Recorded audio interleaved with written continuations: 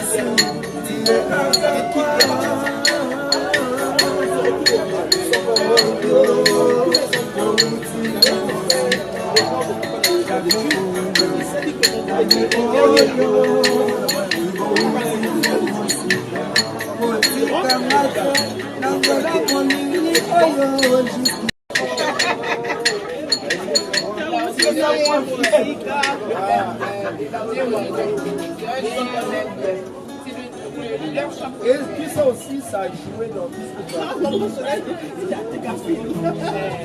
Moi je demande,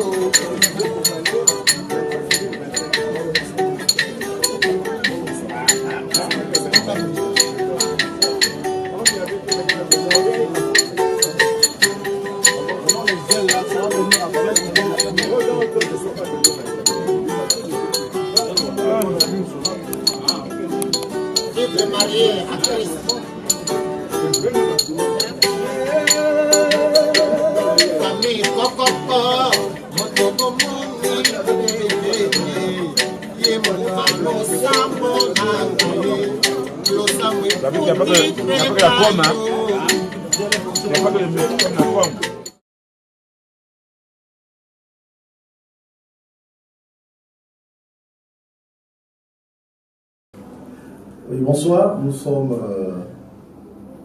ma femme et moi, nous sommes le couple Gatineau et nous sommes heureux d'accompagner le couple Apollo, une famille qu'on connaît très bien, frère, merveille dans le Seigneur et une soeur. Donc là, on est là, après le mariage, on est venu rendre visite pour voir un peu par rapport à ce qui s'était passé hier. Et voilà. Ça fait à peu près 5 ans, 6 ans.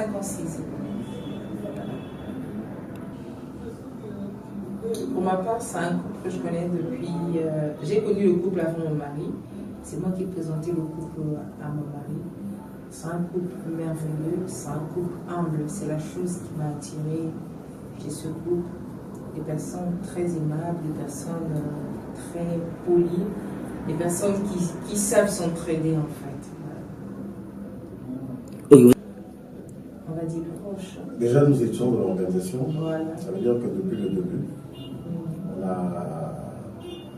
contribué un peu dans ce projet, peut-être financièrement de manière directe, mais on peut dire spirituellement, on a été toujours à côté des mariés, à prier pour eux, à les accompagner dans les conseils. Eux aussi, comme on a commencé ensemble, il fallait finir ensemble. Ça veut dire que depuis le début jusqu'à la concrétisation du mariage, en tout cas, nous étions proches du mariage. 3 mots. Mature, humble, serviable. Je dirais la même chose. Mature, humble et serviable. Ok. Bonjour, nous sommes le couple Dia, amis et frères de mariés à Côte. Beaucoup de bonnes choses surtout. C'est un couple très uni déjà, très complice, et un couple très ouvert. Et ils sont toujours là, de très bons conseils. Oui, et nous avons assisté à sa dot, et j'ai même été présenté comme l'oncle du mari par rapport à l'approchement, par rapport aux relations que nous avons, et donc j'ai été de beaucoup pour la dot. Donc la belle famille m'a considéré comme le beau-frère. Comment la belle-mère? Et ça fait combien de temps que vous connaissez le couple? Ça fait combien d'années déjà? Depuis 2018, je dirais. Oui, fin 2018 environ. On s'est connus dans l'un des ministères de notre église, qui était le MAF dans le temps, donc le ministère audiovisuel. Donc c'est là que vraiment on a fait la rencontre de Yanis, et après qui nous a présenté son épouse. S'il s'agit de qualifier chacun d'eux, comment vous pouvez les qualifier? Yanis est de tempérament très calme, il observe beaucoup, il prend beaucoup de choses sur lui. Et Henriette, elle est vraiment d'attaque. Donc c'est quelqu'un qui n'attend pas et qui va vers l'objectif, et donc ça donne tempérance et action. Si on vous donne l'opportunité de prendre, de sélectionner un fruit de l'esprit dans le couple, quel serait ce fruit-là? Fruit de l'esprit qui caractérise le couple. Je dirais déjà patience, tempérance. Donnez-nous vos impressions par rapport au mariage officiel. Comment vous avez ressenti? Est-ce que vous étiez proche des mariés ce jour-là? Est-ce que si vous étiez proche, est-ce que vous avez le stress? Comment vous avez pu gérer votre stress? Même si ce n'est pas vous, mais voilà, vous étiez sûrement de l'organisation, vu que vous étiez l'oncle à la dot, et vos amitiés vous avez rapprochés. Donc comment c'était le mariage officiel? Est-ce que vous étiez stressé? Comment vous avez géré votre stress? Bon, déjà, avant le mariage, on avait beaucoup communiqué avec le couple. Ils ont fait plusieurs passages à la maison. On a passé des longs moments à la maison, dans la ville de Brazzaville. avant le mariage. Donc on a eu à beaucoup échanger sur l'organisation, qui devait faire quoi, est-ce que telle action avait été déjà prévue. Et donc pendant le mariage actuel, on était obligé de beaucoup s'impliquer et d'essayer de vraiment mettre la main à la pâte. Et donc ça a été stressant, okay, parce qu'on était dans l'organisation, c'est vrai, on a vu. Ça a été très stressant, mais avec le couple Katsongo, on a vraiment fait de sorte que le couple Akono ne ressente pas ce stress-là. Et donc on a été obligé de leur cacher certains faits et je les gérer pour que la fête soit vraiment belle. Mais en gros, tout s'est très bien passé. On a su bien gérer avec le reste de l'équipe événementielle et accueil. Ok. Dernier pour finir, quand les mariés verront la vidéo, quels sont vos souhaits vraiment pour ce couple? Oh, les souhaits chéris, c'est quoi? Moi déjà je souhaite, hein, ils rajoutent les enfants de la promesse, hein, les 3 gosses attendus. Bon, ok, ils peuvent déduire, hein, on passe à 2. Mais bon, surtout que Dieu vraiment fasse grâce, qu'ils aillent vers, comme on dit, vers une gloire supérieure encore. C'est-à-dire que beaucoup de choses s'ouvrent à eux, parce que le couple est déjà très serviable et très opérationnel. Donc vraiment, c'est des personnes à qui, si on confie certaines actions importantes, je pense qu'ils sont capables d'apporter des résultats excellents. Merci.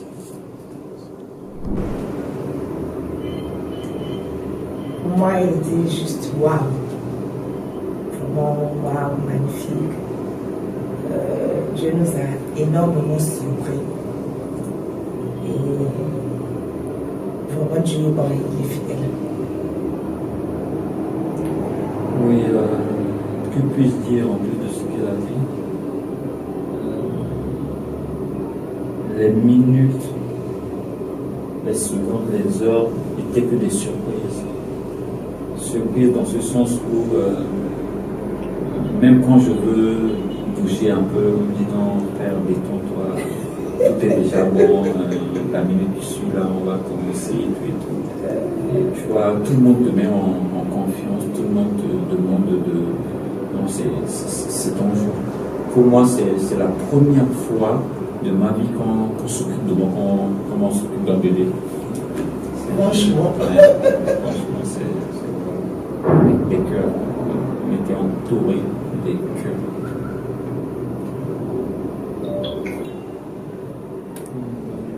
C'est toi qui voulais interroger. Oui, c'est toi qui commence. C'est quoi ça? C'est un téléphone. Ça a commencé dans le téléphone. Ça a commencé dans le téléphone. En décembre 2015. 2 décembre 2015. Et voilà pourquoi je ne quitte pas trop mon téléphone. Mais je te dis. Non, ton téléphone. Non, mais il faut maintenant quitter parce que tu es déjà attaché, il faut quitter le téléphone. Mais non, on quitte le téléphone parce que le téléphone est déjà. Donc voilà, c'était dans le téléphone pour dire, pour ne pas dire en ligne, pour ne pas parler des réseaux sociaux, WhatsApp, Facebook, tout ça. Oh mais tu es ami avec qui? Ami avec moi? Ami avec qui pour savoir qui tu es? C'est une histoire qui a commencé comme ça. Pour ceux qui peuvent le comprendre. Parce que si je te fais une demande en ami, tu vas chercher à savoir, mais c'est l'ami à qui, hein, dans mes amis, est-ce que je le connais, qui le connaît pas ami? Donc voilà, ça a commencé un peu comme ça.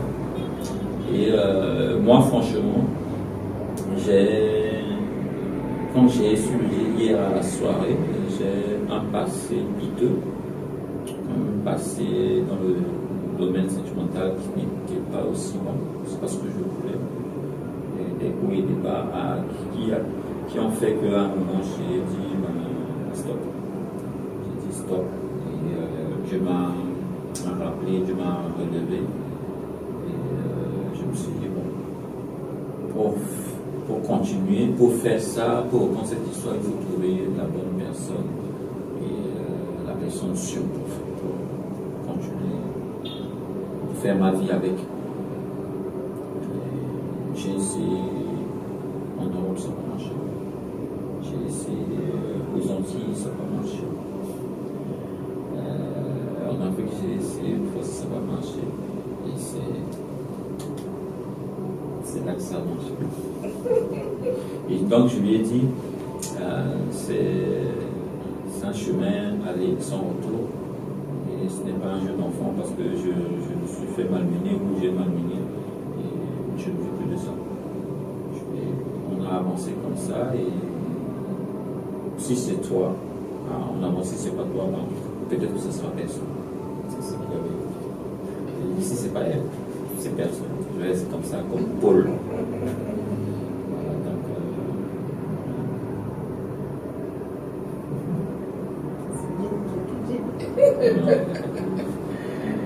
j'étais dans la cage, je m'appelais, hein, des balles sifflaient, je descendais sous le lit, on parlait. En fait, comme il a su le dire, pour moi j'appelle ça un miracle. J'appelle ça un miracle parce que je ne m'attendais pas à ça pendant cette période. Je sortais d'une déception. Bon, peut-être une déception, mais d'une séparation. Et je n'étais pas prête à reprendre ma vie sentimentale, à reprendre une vie sentimentale avec quelqu'un. Donc, du coup, j'étais là, j'avais dit à Dieu, Seigneur, tu m'as déjà tout donné, parce que j'avais déjà 2 enfants. Je dis, Seigneur, tu m'as donné les enfants, tu m'as donné le boulot, j'ai eu à connaître des hommes dans la vie. Je ne vois pas ce que tu ne m'as pas donné. Toutes ces choses que tu m'as données, je n'ai pas su les garder. Donc maintenant là, je ne suis pas pressée à avoir ces choses. Je préfère te servir. À l'avenir, si ça peut venir, gloire à Dieu. Si ça ne vient pas, de toute façon, j'ai déjà les enfants, j'ai déjà mon donc la vie sentimentale, ce n'est plus mon affaire. Et en tout cas, j'avais consacré ma vie au Seigneur. Consacrer ma vie au Seigneur, comme je le dis, en tout cas, pour moi, c'était rechercher premièrement le royaume des cieux. Donc, c'était ce passage qui était dans ma bouche tous les jours quand je partais à l'église. Je disais, Dieu m'a béni. J'ai eu à toucher beaucoup d'argent. Je n'ai rien fait avec cet argent-là. J'ai eu à connaître des hommes. Je n'ai pas eu le mariage. J'ai même fait des enfants. Donc, si je n'ai pas pu garder ces choses-là, c'est qu'il y a quelque chose qui ne va pas dans ma vie. Donc, moi, les hommes, ce n'est plus mon affaire. En tout cas, ce n'était plus mon affaire. Jusqu'à ce que, un beau jour, c'est un message de mon téléphone de l'étranger. Dans le temps, c'était Val-d'Or. Sur Viber, quelqu'un qui me dit bonjour. Je regarde le numéro. Un nom de l'étranger. Je dis, mais moi, je ne connais personne à l'étranger. Et c'est quel pays aussi? Je l'ai demandé. C'est qui? Je me suis dit, bon, peut-être c'est un ami d'enfance ou bien un collègue de classe qui était parti à l'étranger. Il me dit bonjour. Je lui demande c'est qui. Il me dit Yanis en Christ. Je fouille le matin. Je dis je ne connais pas le Yanis. Je dis je ne connais pas le Yanis. Yanis en Christ. En tout cas, c'est la réponse que m'a dit. Yanis en Christ. Ok, est-ce que je peux avoir une photo parce que le prénom ne me dit rien? Il m'envoie sur sa page Facebook. Arrivé là-bas, je me rends compte qu'il y avait une personne qui était amie avec lui et la même personne aussi était amie avec moi. Et cette personne avait la même nationalité que lui. Je dis, tiens, c'est quand même bizarre. Ok, je me retourne vers la personne parce que cette personne était une amie à moi. ami très proche. Je me suis retournée vers la personne. J'ai posé la question à la personne, tu connais Yanis? La personne me dit, Yanis? Non, je ne connais pas Yanis. Je dis, mais il y a quelqu'un qui m'écrit sur Viber, qui s'appelle Yanis Akono, mais toi tu es son ami sur Facebook. Et tu es l'unique ami en commun que nous avons. Donc tu le connais, en tout cas, il avait refusé catégoriquement. Je retourne vers lui, je lui pose la même question. Et comme tu le connais, il me fait ça. Eh bon, tu sais, je connais beaucoup de gens chez nous au pays qui portent ce nom-là. Il m'a porté. J'ai dit, non, c'est pas possible. J'ai dit, ok, comme tu ne connais pas cette personne, et que l'autre aussi là-bas dit qu'elle ne te connaît pas, mais moi aussi je ne me rappelle pas de toi. J'étais prête à le bloquer parce que dans ce temps-là, j'étais vraiment directe, j'étais prête en tout cas, je n'avais pas de temps à perdre avec les hommes. J'étais prête à le bloquer. Ouais, je pense qu'on n'avait pas fait 24 ans. Hein. Il était obligé de me dire la vérité qui était la personne dans sa vie. Les personnes, oui, je la connais, on est liés par Christ et par le sang. C'est ma soeur biologique, tu vois. C'est ta soeur biologique. Je retourne vers sa soeur que tu as vue à la soirée. Là. Je retourne vers elle. Mais tu m'avais dit que tu ne connais pas cette personne, mais il m'a dit que c'est ton grand frère. Ah, il t'a dit ça. C'est là où l'histoire. J'ai dit, bon. Quand tu reconnais que c'est ton grand frère, dis-moi comment il a eu mon numéro. Jusqu'aujourd'hui, mon mari ne m'a jamais dit qu'il lui avait passé mes coordonnées téléphoniques. Je suis du monde là-bas. Dis-moi, il a eu mon numéro téléphonique ou. Parce que pour m'écrire sur Viber, il faut avoir mon numéro. Et là, c'est ça. Après, il m'a dit la vérité. Il dit non, c'est mon grand frère. J'aimerais bien qu'il se marie. Depuis qu'on est ensemble, toi et moi, je t'observe beaucoup. On prie ensemble dans la même église, je t'observe. Et quand je vois ton caractère, tu es la femme qu'il faut à mon frère. Voilà pourquoi je lui ai parlé de toi. En tout cas, si ça peut marcher entre vous là-bas, c'est votre problème. Franchement, mais je lui avais dit, tu ne sais pas ce que tu es en train de faire. Est-ce que tu me connais réellement? Mais pour me proposer à ton frère, tu sais que notre relation est en jeu. Tu sais que notre relation est en jeu. Notre amitié peut se briser. Toi et moi, on est amis, on est sœurs en Christ. Tout ça, ça peut se briser parce que lui, il est ton frère. Si je le déçois, toi, tu vas me haïr.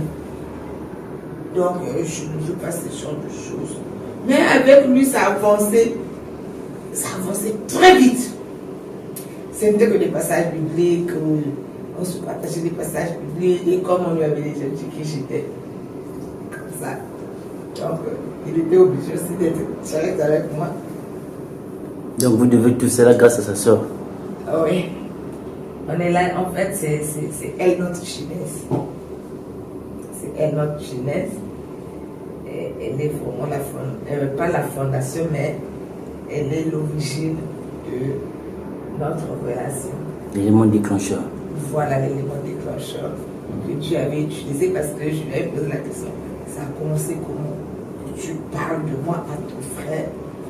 Moi j'ai une vie antérieure qui n'est pas bonne. Là j'ai vu son frère, le père, j'ai fait. Ton frère n'a pas d'enfant. Ça a commencé comment? Elle me dit non, c'était un mercredi, elle était à la prière. Pendant qu'elle priait, c'était monté dans son cœur. Donc c'était parti de là.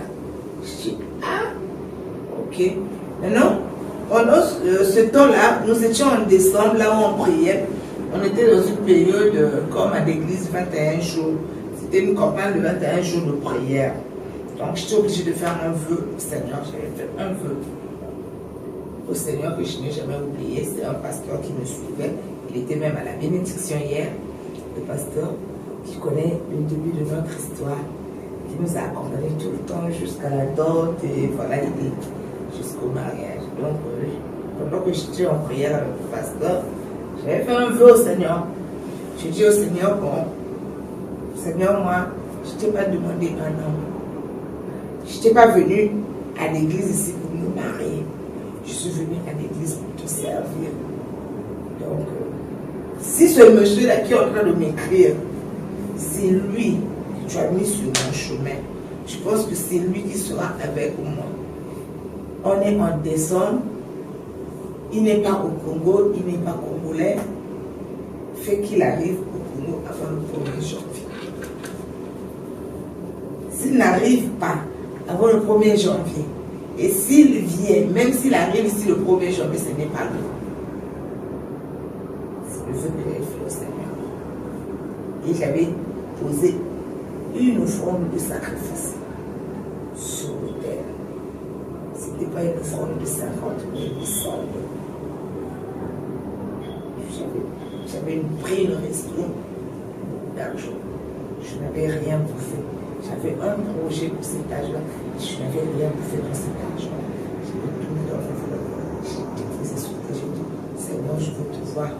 Moi, je n'ai pas demandé le mariage. Mais si tu penses qu'il faut que je me marie et que c'est lui que tu as mis sur mon chemin, en tout cas, il faut qu'il arrive. Et entre-temps, avant que je le rencontre, quand on communiquait avec les pasteurs, ça j'ai oublié, je disais au pasteur, pasteur, je vais me marier ce mois-ci. Mais le pasteur me trouvait de folle. Je leur disais, je ne savais pas comment ça devait se passer, avec qui. Je disais seulement, pasteur, je ne sais pas avec qui, je ne sais pas comment ça va se passer, mais moi je vais me marier ce mois-ci. Et je l'ai rencontré. Donc on commençait à converser, on se disait beaucoup de choses. On communiquait à longueur de journée, la nuit, on s'appelait. Lui, il était en Centrafrique, il y avait la guerre. On s'appelait, on faisait des appels. On communiquait, donc on s'est connus très vite au téléphone. Très vite, il m'a dit qui il était et tout. Mais maintenant, venir au Congo. Je lui ai dit, ok, mais moi je suis au Congo. Donc si tu veux, moi il faut que je vienne au Congo. Il avait refusé pour la première fois. Je lui avais jamais dit que j'allais faire un faux Seigneur. Il faut qu'il arrive avant le premier. Lui aussi, là où il était, il avait fait un vœu au Seigneur. Je ne savais pas. Lui, par contre, il avait pris 3 jours de jeûne à sec pour demander la volonté de Dieu concernant ma personne, si j'étais là bas ou pas, et si il pouvait venir. Il me dit, pour voyager, on ne voyage pas comme ça, il faut tout un projet. Il m'amène dans son bateau qu'il a l'habitude de faire, de contourner les questions et tout. Je n'étais pas paniquée, ni impressionnée, ni complexée, ni... J'étais là calme. Je dis, ok, parce que je savais ce que je faisais avec Dieu. Je continuais à prier, on continuait à converser. Il me dit, je pense une semaine après, il me dit, je vais au Congo. On s'est connus en début décembre. Vers le 15 décembre, il me dit, je viens au Congo. Je dis, tu viens au Congo, c'est vrai? Oui, je viens au Congo. Mais est-ce que tu es prête à reprendre une relation amoureuse plus sincère? Est-ce que tu es prête à oublier ton passé et puis passer à autre chose? Je lui ai dit, je suis prête. Il dit, je viens au Congo. Mais après, il me dit, comment on va faire? Je lui ai dit, mais tu envoies l'argent tout de suite. Et il s'est préparé. Hein. Le premier voyage, n'avait pas. C'est ça, le premier voyage, j'avais avorté. J'étais tellement en colère. C'était, je pense, un 26 décembre qu'il allait venir. Il s'avait foiré, il n'était plus venu. Et il avait dit au Seigneur, il faut qu'il arrive avant le 1er janvier. En tout cas, si le 1er janvier, il est encore en Centrafrique, il ne va pas venir.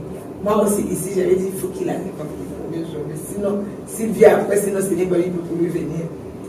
J'ai fait classe, il est arrivé au Congo, précisément à Brazzaville, le 29 décembre 2015. Et le 30 décembre, il était à Pointe-Noire. Sa soeur ne croyait pas. Quand j'avais dit à sa soeur, ton frère va venir. Elle m'avait dit, comment tu as fait? J'ai dit, je n'ai rien fait. C'est Dieu qui a fait. Et effectivement, elle m'avait même dit, si on ne priait pas dans la même église. J'ai dit que tu as fait des fétiches parce que mon frère là, il est Dieu au top. Comment tu as fait pour le convaincre? J'ai dit, je n'ai rien fait. Je pense que c'est Dieu qui a fait. Il était venu. J'ai dit à sa soeur, je vais aller, moi je le connais pas. Je vais aller le prendre dans l'aéroport. Et voilà comment l'histoire a commencé. Et le jour qu'il est arrivé, notre premier rendez-vous, c'était au restaurant Gaspard. C'est là où nous étions partis manger un bon poisson. Tout a commencé là. Voilà.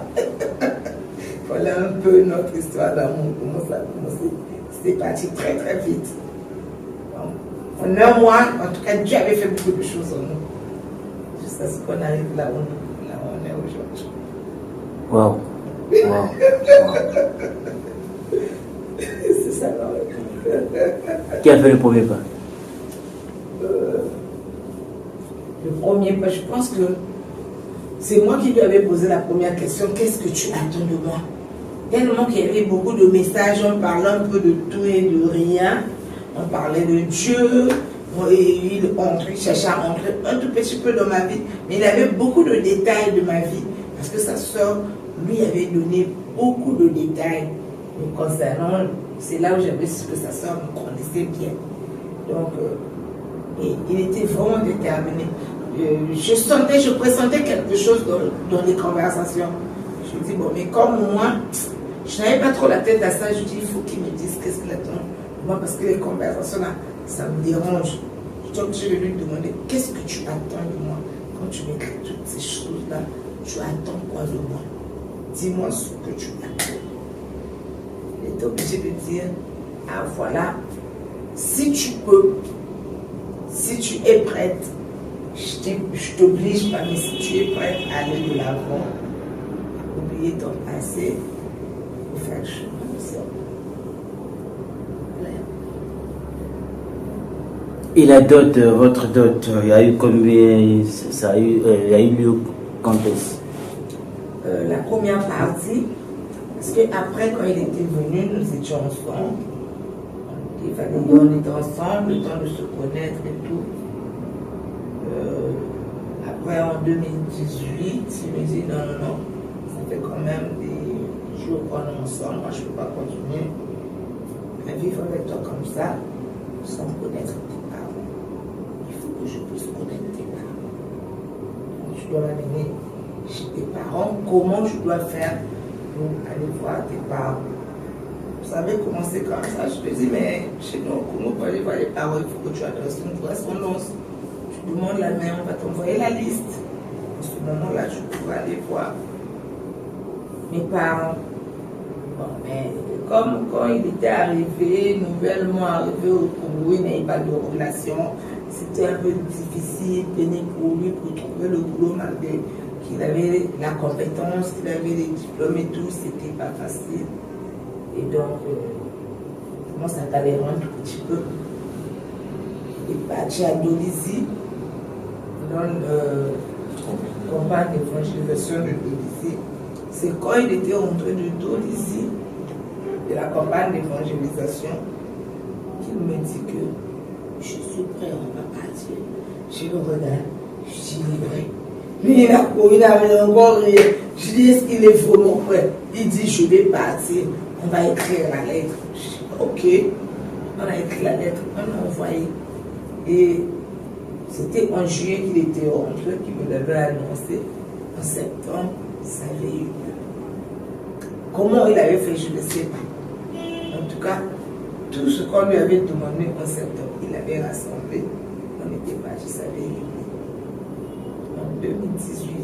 Et comme chez nous, il faut aller marier la femme tous les deux côtés. Donc il y avait un côté qui bloquait. Il fallait retourner encore. Il fallait voir le côté maternel, la faire qu'on nous libère pour le mariage. Et c'est ça qui a été fait cette année, en octobre. Et ça aussi, pour le faire, ça devait se faire l'an dernier, je pense bien. L'an dernier, ça en 2022, en septembre, parce qu'on était à Brazza en août, ça devait se faire en septembre 2022, ça avait avorté. Et cette année-ci, quand il est parti à Caï, toujours en campagne d'évangélisation, il est rentré en fin août. Le 1er septembre, il me dit, on va aller voir tes parents.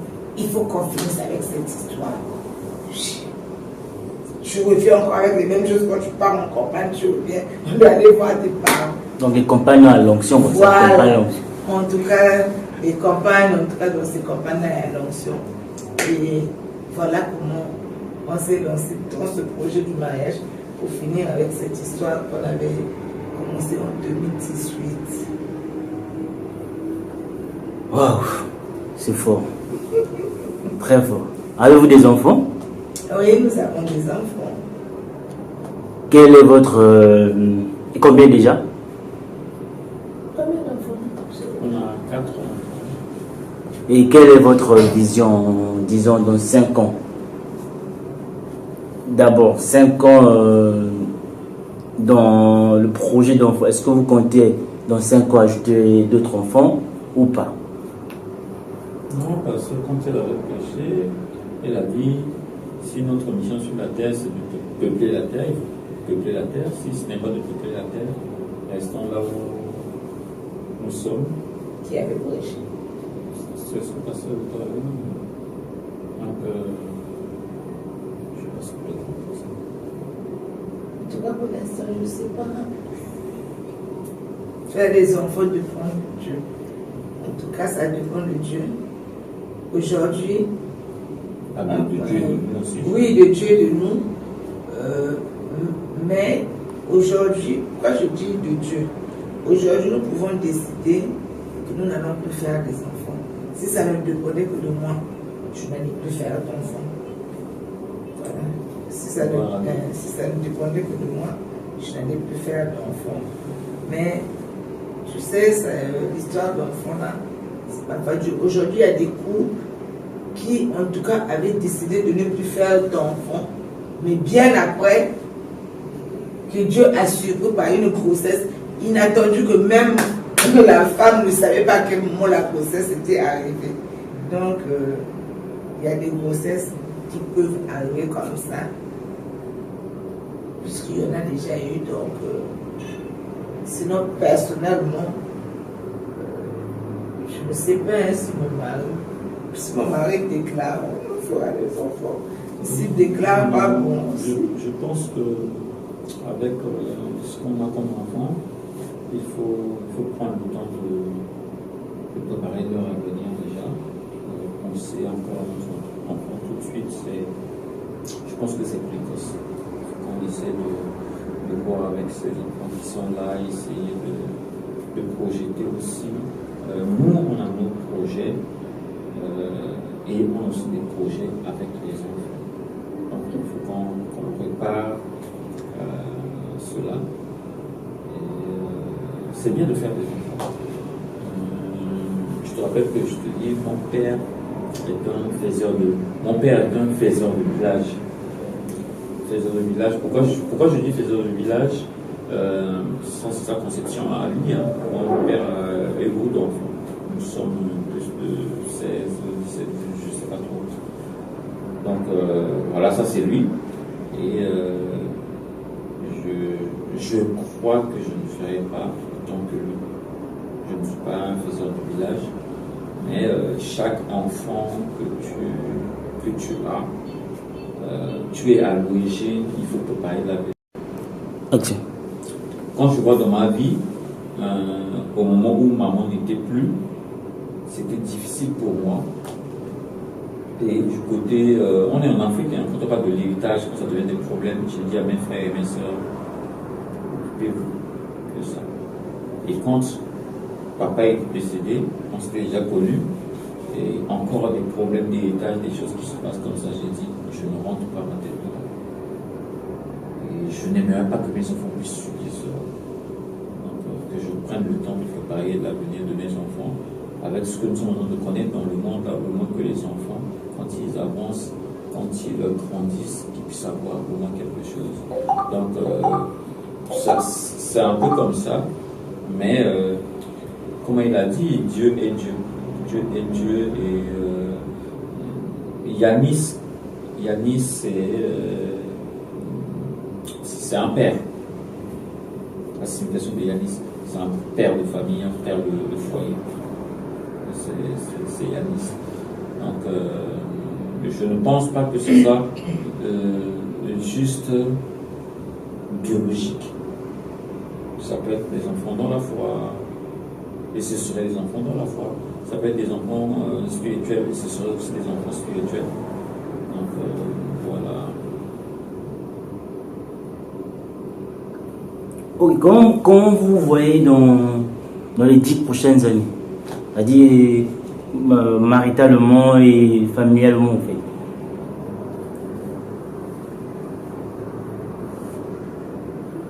Bien posé chez nous, avec nos projets, je pense et je crois que nous serons des entrepreneurs. Parce que moi, je ne supporte pas trop personnellement qu'on donne des ordres, on crie sur mon épouse. Donc pour ça, ce que Dieu est en train de nous faire comprendre, on est en train de...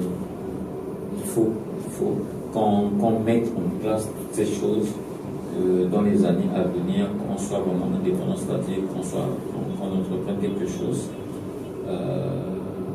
et qu'elle soit elle-même dans l'entrepreneuriat et elle fait ces choses et qu'on avance ensemble, que continuer à travailler pour les gens, pour faire lancer des projets où les gens, d'autres personnes peuvent venir aussi travailler avec nous. Et ce qui est capital dedans, ce sera l'œuvre de Dieu. D'accord. On sait que le mariage, c'est pas le fer qui se trouve entre les doigts. Étant donné que vous avez vécu ensemble déjà plusieurs années et vous avez réalisé votre situation, qu'est-ce que vous pouvez donner comme conseil aux couples et aux jeunes mariés qui veulent se lancer dans une relation? Parce qu'aujourd'hui, nous voyons qu'il y a des relations qui commencent, qui s'achèvent au milieu. Alors que pour vous, ça a commencé en un mois, vous avez chargé la relation et la relation a duré jusqu'aujourd'hui. Quel était vraiment l'élément de votre, je peux dire, de votre relation en fait? Qu'est-ce que vous pouvez nous donner à nous les jeunes, à nous ces gens qui veulent se lancer vraiment dans, pas forcément le mariage, le faire, mais vraiment dans cette vie amoureuse ou encore cette vie commune?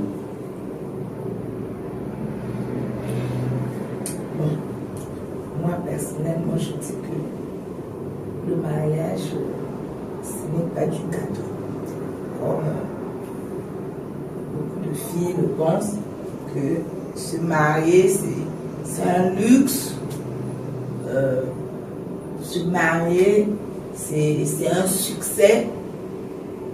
Moi, personnellement, en tant que femme, je dis toujours que se marier n'est pas un luxe, ni un succès. Mais se marier, c'est accepter tous les problèmes de l'autre. Faire de ça tes problèmes pour trouver des solutions. Si tu en es capable, tu vas te marier. Tu vas entrer dans le foyer, tu vas te marier et tu vas aller loin. Mais si tu n'es pas encore capable, ton cœur n'est pas encore prêt à recevoir les problèmes de l'autre, ne te précipite pas. Ne te précipite pas. Parce que pendant que nous sommes dehors, pendant les moments de fiançailles, de connaissance, ce sont des moments de réjouissance. Et lorsqu'on arrive dans la même maison, c'est là où je dis que deux personnes commencent à bien se connaître. Parce que là, dormez ensemble, vous réveillez ensemble. Si tu avais l'habitude de dormir seul, tu ne savais pas que l'autre ronflait, là tu vas venir supporter les ronflements. Donc, tu vois, il y a beaucoup de choses. Si tu ne savais pas que l'autre, quand il est là, il veut que, quand il a balayé la maison, que personne n'entre avec les sonnettes, il faut que tu viennes supporter ça. Donc, chacun vient avec j'appelle ça les bagages. Chacun vient avec ses bagages, donc son éducation qu'il a reçue chez lui et que son entourage lui a donné. Toi aussi, tu viens avec ton éducation. Et parfois, vous n'avez pas reçu la même éducation. Et donc, quand vous arrivez pour vous mettre ensemble, ce n'est pas facile. Ce n'est pas facile. Et si tu n'es pas prêt à t'oublier toi-même pour accepter l'autre, vous ne pouvez pas avancer. C'est ce que je dis. Donc, si j'ai un conseil à donner, c'est demander à ceux qui aspirent au mariage.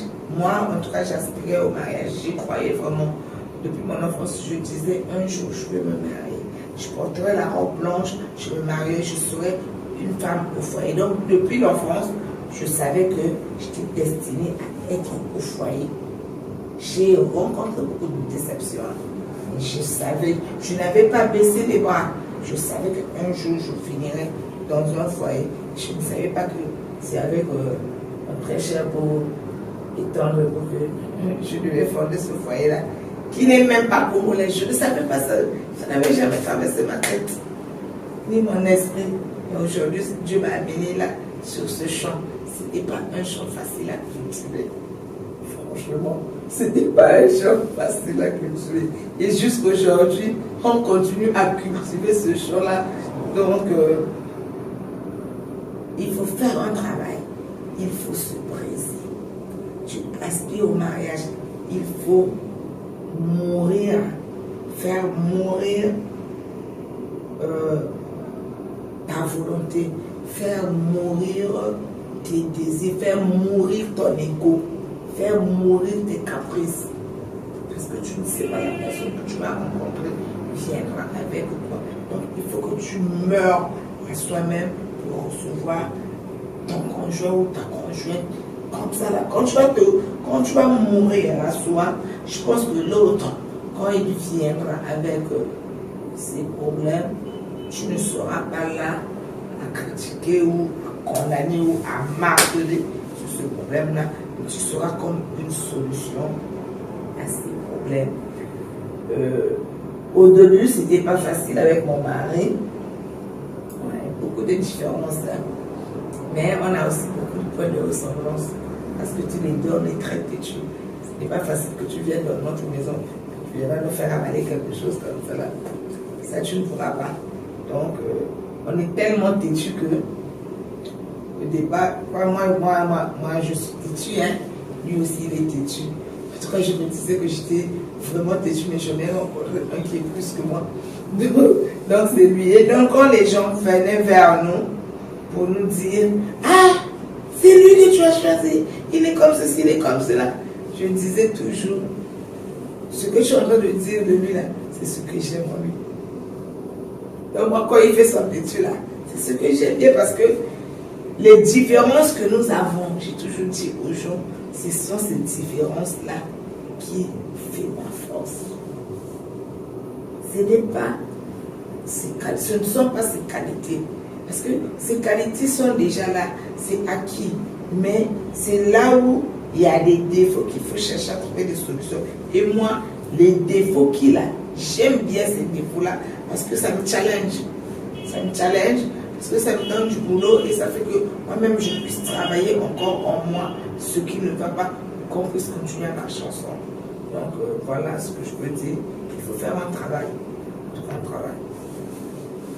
Ok. C'est vrai que... Moi je dirais, je n'encouragerais pas quelqu'un à faire comme je l'ai fait. Pas quelqu'un à faire comme j'ai fait dans les procédures. Si je dois parler, je dois encourager une personne, c'est... je cherchais Dieu, hein. Je cherchais Dieu et j'étais en relation avec Dieu, mais elle n'était pas comme la relation que j'ai aujourd'hui avec Dieu. Dans ce qu'on est en train de dire, vous allez comprendre que il y a eu des étapes, il y a eu des moments je vais vous dire, quand je suis rentré de Donizy, on était déjà ensemble avec un enfant. Dans la même chambre, je l'ai laissé au lit. Je dormais au sol pendant 3 mois. Pendant 3 mois, Dieu m'a parlé, ça m'a fait mal. J'ai quitté le lit pour dormir au sol dans la chambre. Je dis, Seigneur, relève-moi. Oui, Seigneur, relève-moi. Il ne comprenait pas. Il dit, mais qu'est-ce qui se passe, tout et tout, et s'inquiétait. Il y a des moments comme ça, il dit, mais prends-le juste mon pain, tu me mets au sol comme ça, tu dors dessus. Je dis, non. Moi, je n'ai pas connu dormir au sol comme ça. Je n'ai pas vraiment connu ça. Mais je me suis mis à dormir au sol pour chercher la face de Dieu. Seigneur, aide-moi. J'ai brûlé les étapes. Aide-moi, relève-moi.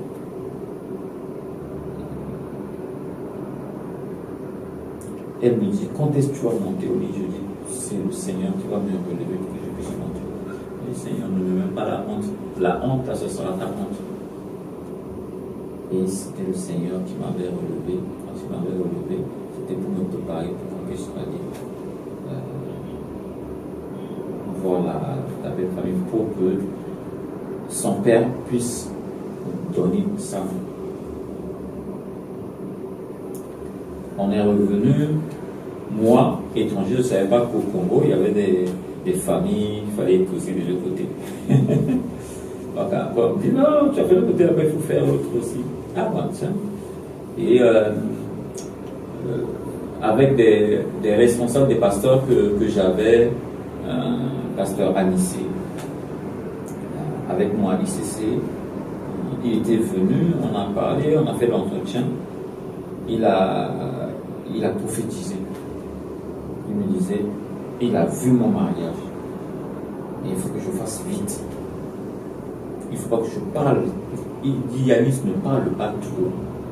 Fais attention à tout ce que tu vas dire, mais je vois ton mariage arriver devant toi. Et pour prendre cette prophétie, marcher avec pour l'accomplissement, c'était un peu dur pour moi. Parce qu'il y avait beaucoup de perturbations. Entre nous et avec nos entourages, dans l'œuvre de Dieu, tout, parce que Dieu me disait de le servir. Il fallait que je me donne à fond pour le servir. Des fois, je m'oublie. Des fois, je l'oublie aussi. Donc, ça a pris du temps. Et quand le Seigneur m'a parlé de cette dernière partie, j'étais comme dans un rêve.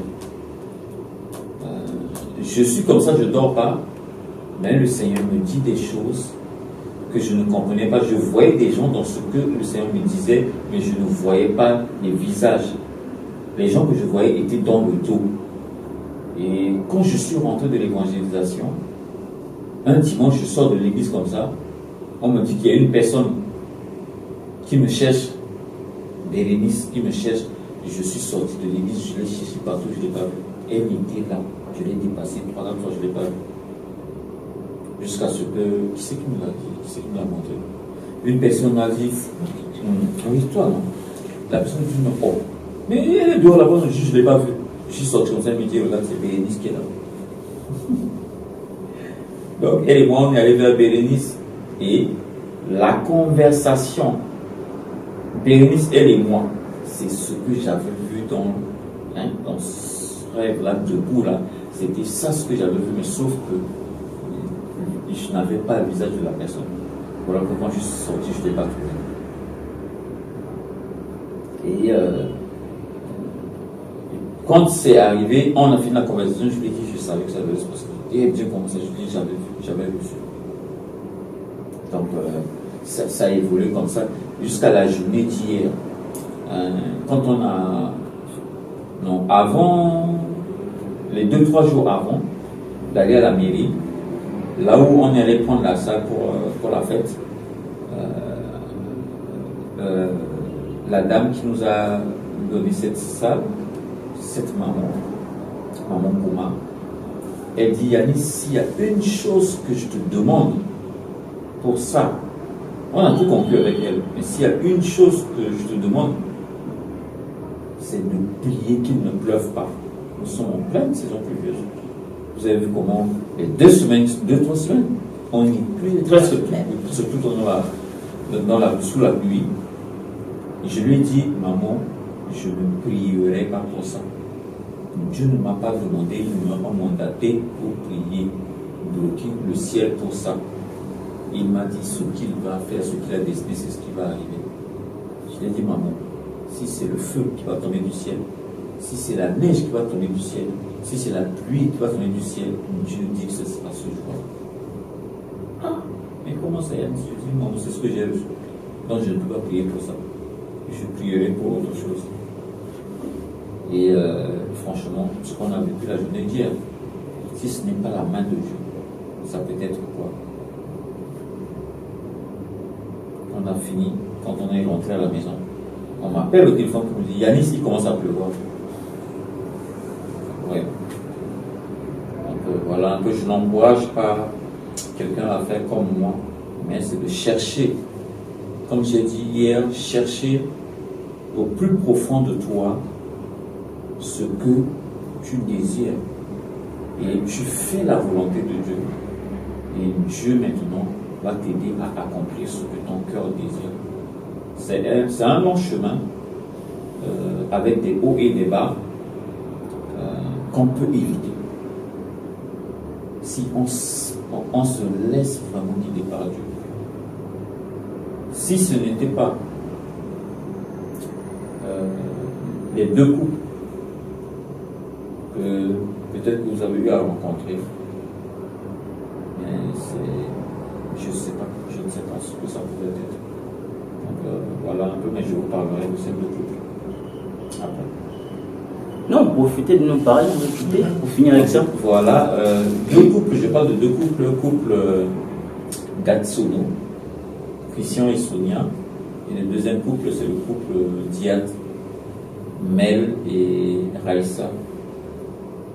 Pendant que j'étais malade à la maison de mon estomac, ça m'avait bien pris. J'étais plié de mon estomac et le couple Gatsono, ils ont appris que j'étais malade. Donc ils sont passés à la maison. Ils sont passés à la maison pour venir veiller avec nous. Juste parce que je suis malade, ils sont venus rester avec nous, prier avec nous. Pendant qu'on était en train de prier pour ma santé, pour ma guérison, Sonia, l'épouse de Christian Gatsono,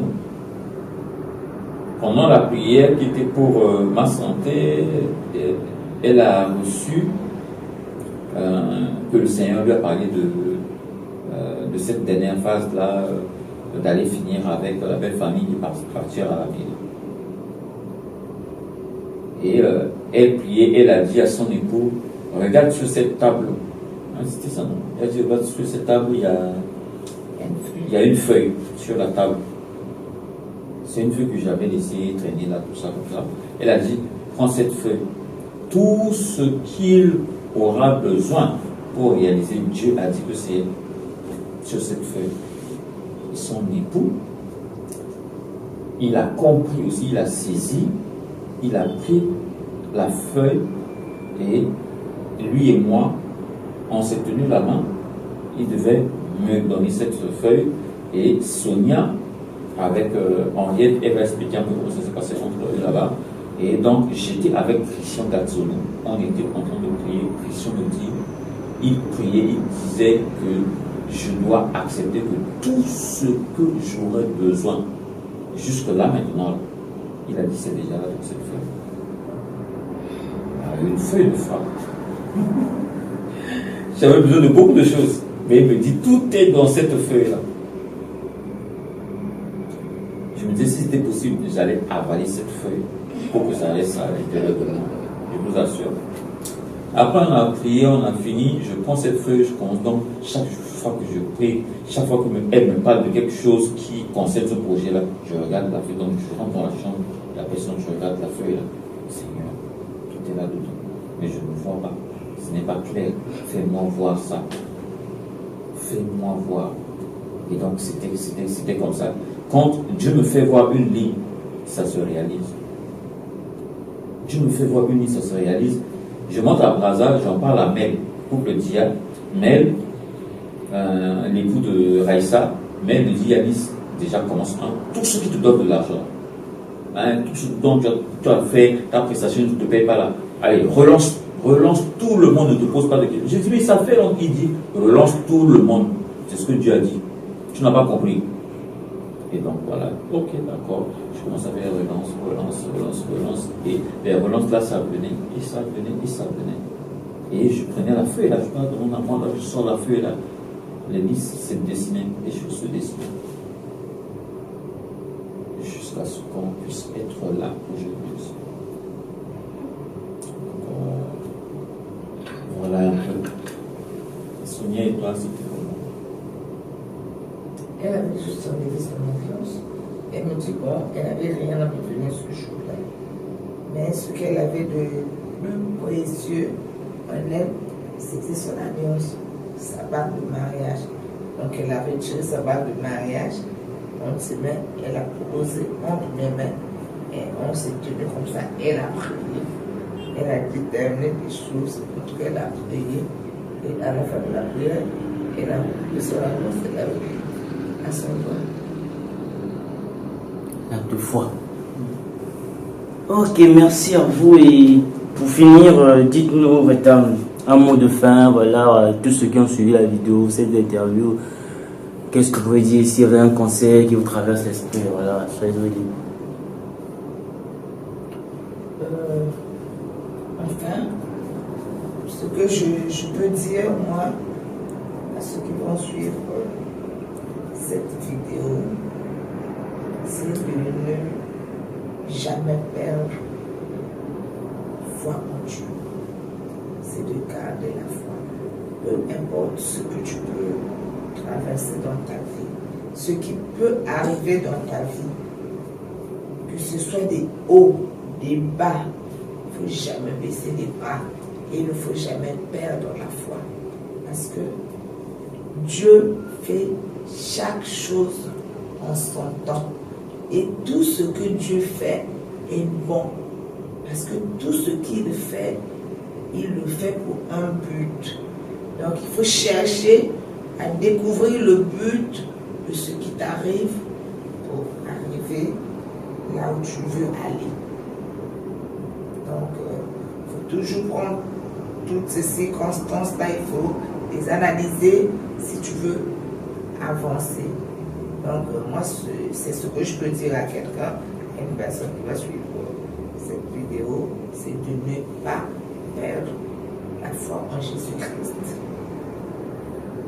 Moi, je vais finir par un passage biblique. Je vais finir par un passage biblique qui se trouve dans le livre de Romains, que j'aime bien. Chapitre 8, à partir du verset 31, qui nous dit: que dirons-nous donc à l'égard de ces choses? Si Dieu est pour nous, qui sera contre nous? Lui qui n'a point épargné son propre fils, mais qui l'a donné pour nous tous. Et le verset 33 dit: qui accusera les élus de Dieu? C'est Dieu qui justifie. Qui les condamnera? Christ est mort, bien plus, il est ressuscité. Il est à la droite de Dieu. Il intercède pour nous. Le verset 35 dit: qui nous séparera de l'amour de Christ? Sera-ce la tribulation, l'angoisse, ou la persécution, ou la faim, ou la nudité, ou le péril, ou l'épée? Le verset 36 dit: selon qu'il est écrit, c'est à cause de toi qu'on nous met à mort tous les jours, qu'on nous regarde comme des brebis destinées à la boucherie. Mais dans toutes ces choses, nous sommes plus que vainqueurs par celui qui nous a aimés.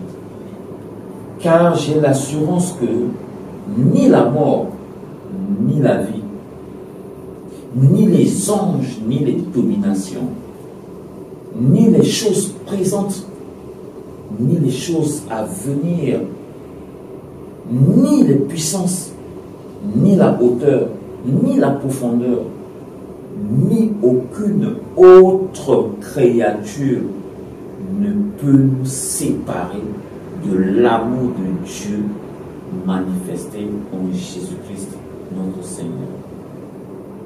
Rien, ni aucune autre créature. Donc, ce qui doit nous séparer de Dieu, nous séparer du plan de Dieu, n'a pas encore été créé. Donc, ce que je veux dire à quelqu'un, quel que soit tes challenges, ce qui doit te séparer de Dieu dans tes challenges n'a pas encore été créé. Donc, soyons courageux, soyons persévérants et qu'on se donne à Dieu. Et force-toi à te donner à Dieu comme un ouvrier qui n'a point à rougir, mais qui dispense droitement la parole de la vérité, le secret du service. Ainsi, mes frères bien-aimés, soyez fermes, inébranlables, travaillons de mieux en mieux à l'œuvre du Seigneur, sachant que ce travail ne sera pas vain dans le Seigneur. J'ai vu, voilà pourquoi j'ai mis ceci dernier verset pour la fin, sachant que notre travail ne sera pas vain dans le Seigneur. Les anges que Dieu a envoyés depuis ces quelques jours à côté de nous jusqu'aujourd'hui, même toi derrière la caméra, tu es un ange pour nous. Et cela dépasse mon entendement, et c'est là que je vois ce que Dieu a dit, que ça va au-delà de mes attentes.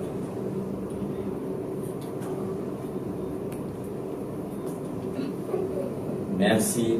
Là, vous dites, formez une phrase, merci à ceux qui ont suivi la vidéo, voilà, très bientôt, Dieu bénisse.